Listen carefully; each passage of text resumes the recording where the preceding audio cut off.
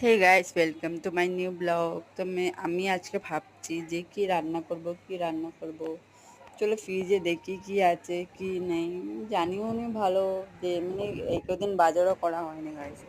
দেখছি ফ্রিজে, তাই ফ্রিজে একটু মাছ ছিল, দেখি মাছ কতটা আছে। তাহলে মাছই রান্না করে নেবো। ওইটাই দেখছি কতটা আছে। মাছ ছিল ক পিস, দিয়ে 3টে ঝিঙে নিয়ে নিয়েছি।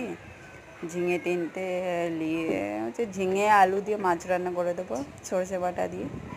তো ঝিঙেটা নিয়ে 3টে আলু নিলাম। তারপরে নিয়ে আমি এখন কেটে নেবো, ভালো করে ছিলে বলে কেটে নিয়ে এখন মশলা রেডি করছি গাইস। সর্ষে দিয়ে দিলাম।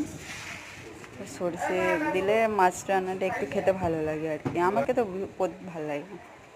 দিয়ে কটা রসুন কুচি নিয়ে নিলাম, দিয়ে এটা এখন মিক্সচারে আমি গ্রাইন্ড করে নেবো। কড়াতে তেল দিয়ে দিয়েছি, মশলা বাটা আমার অলরেডি হয়ে গেছে। এইদিকে মাছটা ভেজে নেবো আমি। মাছটা ভেজে নিয়ে তারপর রান্না করব, দেখি কি হয়। মাছে হলুদ লঙ্কা গুঁড়ো দিয়ে দিয়েছি, আরও একটু নুন সাধারণ। দিয়ে মাছটা ভাজা হয়ে গেল, আমার তরকারিও রান্না হয়ে গেল গাইস। খেতে ভীষণ প্রচুর ভালো হয়েছিল, আমি নিজে তারিফ নিজে করছি, প্রচুর ভালো হয়েছিল গাইস। তোমরা ট্রাই করে দেখতে পারো। Thank you.